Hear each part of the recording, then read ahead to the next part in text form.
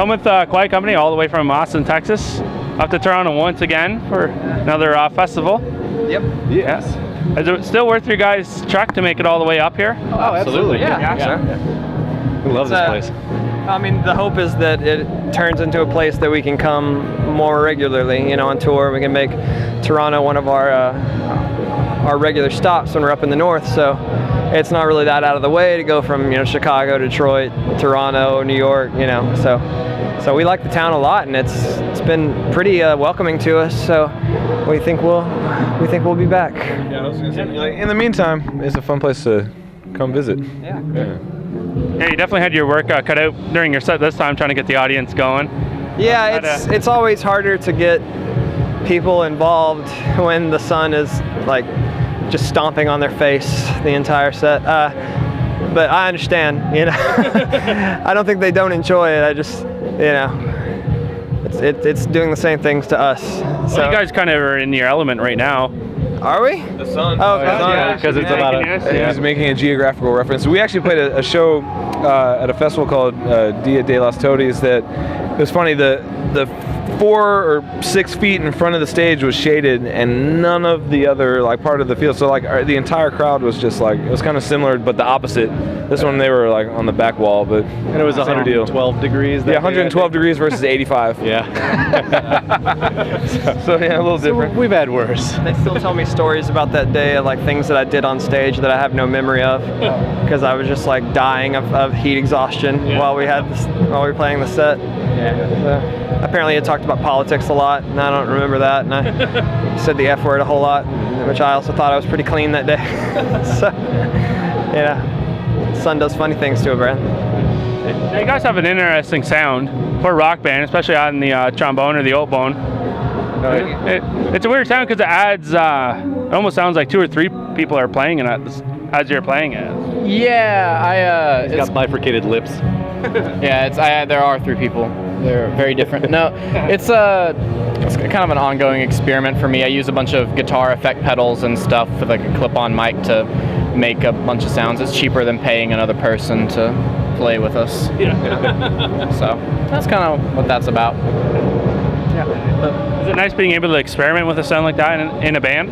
Oh yeah, it's some of my favorite things. I mean, I play a bunch of other instruments, so I get to use those pedals with those, but I get to take it home and just kind of build weird sounds that people don't expect to hear from a brass instrument, and it allows us to treat the horn like a synth part of the time, so it's kind of cool. Yeah. How many times have you said, nope, that's not going to work this time, try something else? More often than not. Yeah. I try to take care of... He self-censors pretty well. I was going to say, I try to take care of most of that myself at home, where I'm like, whoa, dude, that sounded like dog shit. And then, I fix it and bring only a few things to the table. But, I don't know. It's what I spend most of my time doing. Yeah. And now you guys have a pretty good tour going so far, coming on up here. You guys said you had your first show was sold right out. Our show in Chicago sold out, and that was the first time that's happened. We've been doing well in Chicago for a while, but that was the first time that it actually filled up that way. So that was really fun. Great bands on the bill, and we had a couple house shows that were always really fun, and you get to know people a lot better at those kind of shows and stuff that you don't always get to really spend that kind of time with individual fans in a bar scenario. So house shows are always really fun for us on the road. But yeah, it's been really. We only did a handful of things on the way up to Canada, and we're spending the whole week here. So it's been good. Now, what are you guys doing after the festival's over with? Are you guys touring back down? You're just gonna kind of. We're going to New York. We've got a showcase for some people in New York on next Tuesday, and then after that we're heading home. We're home for a few days, and then we go back out to West Coast. We're going to do California for the first time in a while. We haven't been out there since 2007. Yeah, we're playing Denver the first time, and so we're excited about that. And then just home again, out again, home again, out again. So, and eventually we're writing a new record right now. So our downtime will be spent doing that, and hopefully at some point this year we'll get into the studio and do a new record. But until then, we're just playing a lot of shows. Well, at least you can test out your new music too. Yeah. That is the idea. Yeah. Have you ever had any songs that haven't made the cut so far? Played them. We've kind of like just started it. So we've got one song that's brand new that we're playing. It's actually made it into the live set a couple times. There's one that's we've been massaging a lot. I guess we started too. Yeah, it's gonna take a while. Yeah, It's gonna take a long time.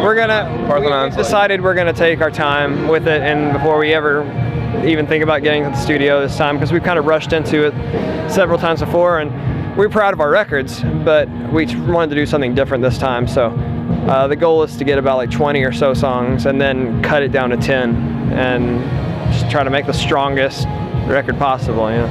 Oh, cool. So, and have plenty of time to test it on the road.